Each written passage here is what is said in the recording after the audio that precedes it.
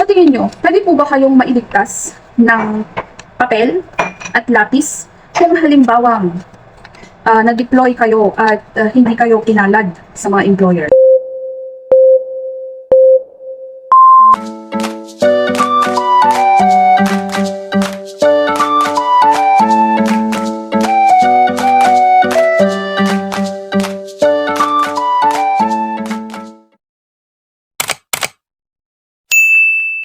What's up mga ka-friendship? Welcome back. This is Jonah and you are watching the Kasambahay Story. And if bago ka pa lang sa channel na to, huwag mo naman kalimutang i-subscribe ka-friendship. Syempre, i-hit mo na yung like and share button dyan. Samahan mo na rin ng kalampag sa kampana para updated ka sa mga susunod natin mga videos. Sa mga videos ko, gusto ko pong pag-usapan ang mga kwentong kasambahay, mga experiences para kapulutan ng idea ng mga bagong aspirant na magtutungo at mag-work dito sa Middle East. Ayan po.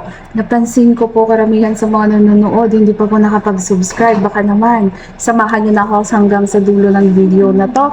Siyempre, i-subscribe mo na. Ayan. So, ganap for today.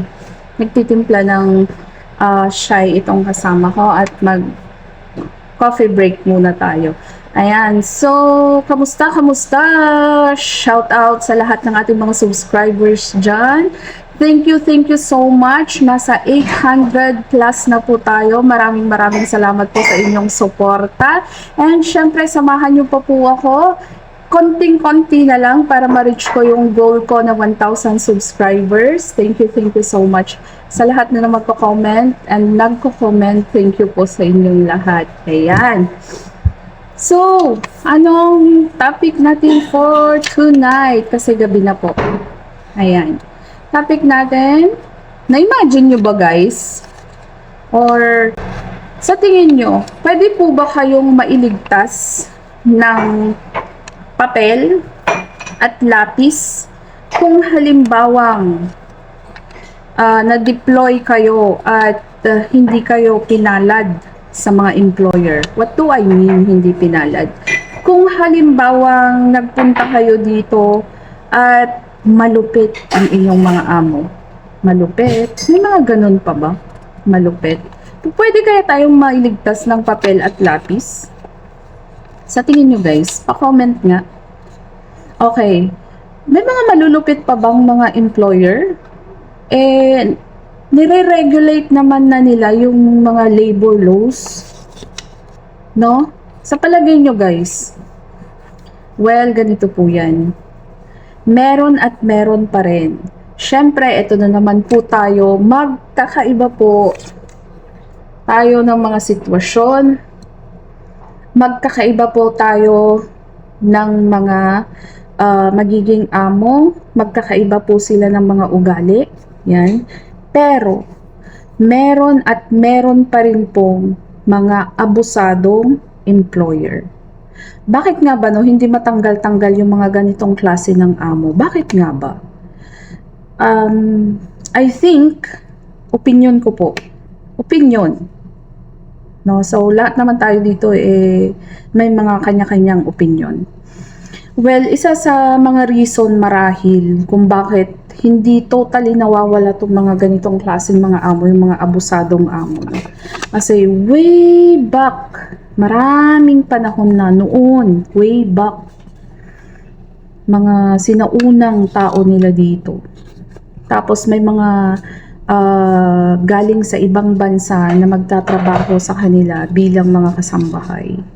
Ay napakababa ng mga tingin nila o turing nila sa mga workers na ito. Hindi po nila tinuturing na worker, lalo na yung mga nagtatrabaho sa bahay. Sila po ay tinuturing na alipin, mga alipin, napakababa, no? Minsan, mga pambayad utang, syempre alam naman natin, no? Yung mga sa history nila, mga binabayad sa utang, or yung mga pumapasok na illegal dito sa bansa nila para lang makapagtrabaho, nagiging alipin po sila noong unang panahon. So sila po yung feeling nila ay sila yung mga mas nakakataas kasi sila po yung mga may pera. Mapera po sila, mayaman po yung mga bansa nila, at ang mga tong mga tao ay mga mababang klase ng tao ang tingin nila. So sila po ay tinuturing na alipin. Marahil tong kaugalian na ito ay nadala na ng henerasyon or kahit nagmo-modernize na po ang bansa nila, meron at meron pa rin tong kaugalian nila na ganito, na ang mga turing nila sa mga manggagawa sa bahay ay alipin. Ayan. So, kaya ganun po siguro na hanggang ngayon ay may mga abusado pa rin. May mga abusado pa rin na amo. Kasi nga, ganun. Nakasanayan na nila or kultura na nila na ang turing sa mga manggagawa o mga trabahador sa bahay ay mga alipin. No, syempre kung alipin at feeling mo nakakataas ka, gagawin mo na lahat yung gagawin mo na lahat yung gusto mo kasi nga alipin yung turing mo doon sa tao. 'Di ba? Yung halaga niya ay napakababa. So ganun. Parang nadala na sa kultura nila or kaugalian nila na ganun yung turing ng iba. Although, may mga iba naman na na-educate na kasi nagpupunta sila sa mga open country, mga doon na sila nag-aral sa malalaking bansa. Napapalitan na yung mga ganung kaugalian nila. Pero, meron at meron pa rin mga amo na may mga ganitong klase ng kaugalian. Yung abusado sila, lalo na sa oras ng trabaho, abusado pa rin sila. Tapos, hindi na nga nila binibigyan ng tamang pahinga yung katulong nila, ay pinaghihigpitan pa nila or pinagdadamutan pa nila ng pagkain. Okay? So, ganun po yun. May mga ganun pa rin klase ng mga employer dito. Napakarami pa rin po. So, itong mga agency, mga recruitment staff natin sa Pilipinas, mga agent, hindi po nila 100% namomonitor. Okay? Hindi po nila namomonitor lahat ng mga employers. Kasi ang mga recruitment staff naman natin, mga recruitment agency natin sa Pilipinas, massive yung hiring nila. Yung hire sila ng hire, deploy sila ng deploy ng mga workers dito sa ibang bansa na hindi namomonitor kung talagang mabait nga po yung mga amo. Yan po. Kaya sana magbago yung mga ganitong siste. At wish ko lang na bago sana ma-deploy yung worker ay magkausap muna sila ni employer or talagang makita kung talagang susunod nga ba yung employer sa kontrata, no? Para maganda. Kasi naman lagi kong inuulit na hindi po tayo mga alipin. Lagi po ninyong ilagay sa inyong isipan na tayo po ay mga manggagawang Pilipino at hindi po tayo mga alipin. Nandirito po tayo dahil kailangan nila ng ating serbisyo at the same time kailangan din natin kumita ng pera para sa mga pangarap natin. Pero hindi po tayo mga alipin. Okay? Yun po. Yun. So, yun yung isang panawagan ko din sana mabago yung ganitong system na wag tayong hire ng hire, deploy ng deploy na hindi naman namomonitor kung talagang 100% na magiging okay ba yung worker. Kasi marami pa rin po yung mga naaabusong mga kasambahay. Yan po. Hindi po sapat yung hindi sila nananakit, okay na. Basta magpapasahod sila. Hindi po yun sapat. Siyempre, mga trabahador po kami, hindi po kami makina na sagad-sagad magtrabaho. Kailangan din namin ng wastong pagkain, wastong pahinga, tamang tirahan, ganyan po. Dahil yun naman po yung nasa kontrata. Okay, eto na po tayo. Kung halimbawa na hindi nga tayo pinalad sa ating mga magiging amo, maaari ba tayong iligtas ng papel at lapis? Sa papaanong paraan? Okay. May mga ganito kasing kwento, real story. Hindi po ito gawa-gawa lamang. May nakaranas na po talaga. And nasaksihan din po natin mismo sa ating mga mata. Ganito yung ginawa nila tapos natulungan ko sila mismo. May mga kasambahay, hindi talaga pinapalabas ng mga employer nila. Nilalak ang gate, nilalak ang door, para po hindi makalabas ang katulong. Sa anong reason, hindi ko po alam. So, nilalak na nga yung gate, nilalak pa yung main door nila, kukunin pa yung cellphone.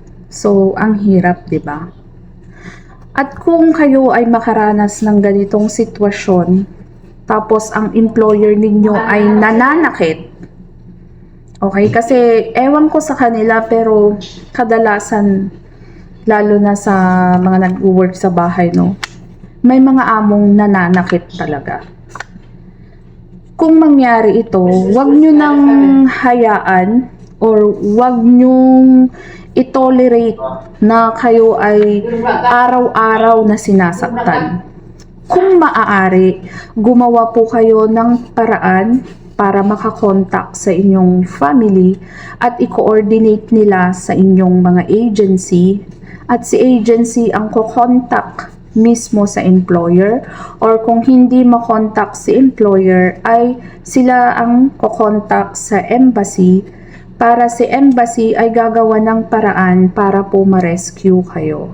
Kasi hindi po basta-basta ang pagre-rescue dito sa gitnang silangan. Hindi yung, ay, gusto ko siyang tulungan, pupuntahan ko siya sa bahay niya. Hindi po ganun kadali. Siyempre, yung tutulong na pupunta basta-basta doon, pwedeng makasuhan ng trespassing. Kaya hindi po pwede yung ganun.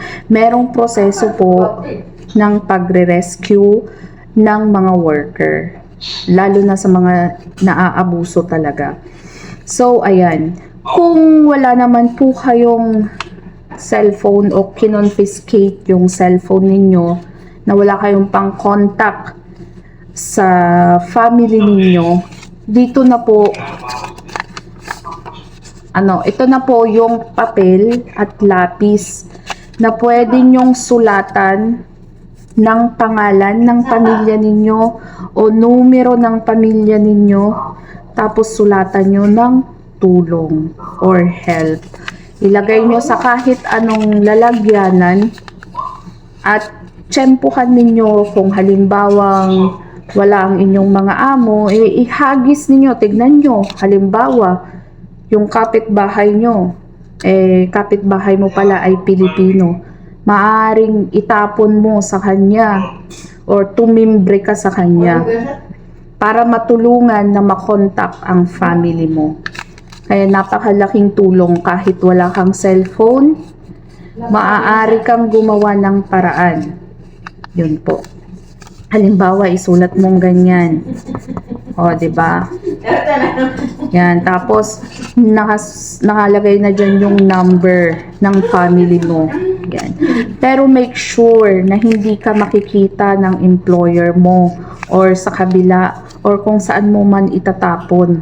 So, baka itapon mo nasa harap lang din ng employer mo, wala ding silbi. Make sure na halimbawa yung kapitbahay mo ay Pilipino din, or kung saan mo man pwedeng ihagis na may makapulot, siguraduhin mong hindi makikita din ng employer mo. Yun. So, yun, halimbawa, eto, o, diba? Hagis mo, may gumawa na niyan. Diba? Na-experience din natin yan sa isa nating kaibigan. Malaking tulong po yun na kapag makuha natin yung letter, syempre tayo, kung halimbawa tayo yung makapulot, syempre try natin na tulungan natin yung kabayan natin, kontakin natin yung family, ganyan, ipaalam mo yung sitwasyon ng tao. Okay? paalam mo yung sitwasyon ni kabayan, ganon.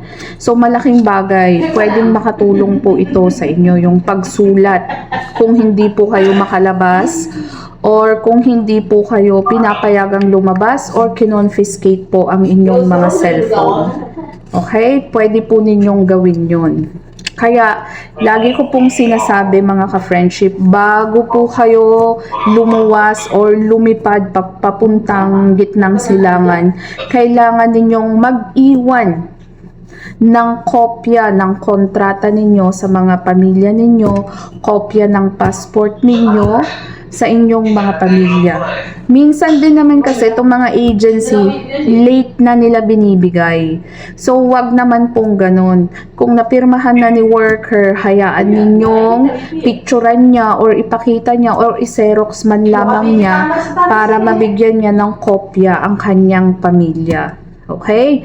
So, para sa ganung way, may means na pwedeng makontak ng family yung worker. Okay? Kasi napaka-importante po nun. Yan. So, yan po yung tip natin mga ka-friendship. Sana po ay may napulot kayo na konting idea. And tsaka na natin siya i-expand pa ulit ng mas mahabang kwento. Yan. So, maraming salamat po sa panunood. And lagi pong sinasabi kung ano man ang magandang nasimulan natin, ipagpatuloy lamang po natin. And syempre, lagi po tayong magdarasal. Huwag po kayong papaapi. Kung alam ninyong karapatan po ninyo, lagi nyo pong ipaglaban ang inyong karapatan. Huwag naman po kayong makikipag-away. Sabihin po ninyo sa maayos na paraan. At syempre, lamang ang may alam. Yan po. Kaya, kapit lang. Maniwala lang kayo. Wag lang kayong tatalon ha. wag kayong, kung gusto ninyong tumakas, bigla na lang po kayong tatalon sa third floor. Wag naman pong ganun mga ka-friendship. Kasi, ibang kaso naman na po yun. Pwede kayong baliktarin. Kung mabigyan man po kayo ng chance na makalabas, syempre humingi po kayo ng saklolo, number 1 sa mga pulis. Dahil matulungin naman po ang mga pulis nila dito. Or magpahatid po kayo sa embassy or magpahatid po kayo sa police station. Ganun po yon mga ka-friendship. So, tsaka na natin i-expand yung mga kwentong ganyan ulit. Maraming salamat po sa inyong pagtambay. Hanggang sa muli, ito po si Jonah, ang inyong ka-friendship. Bye!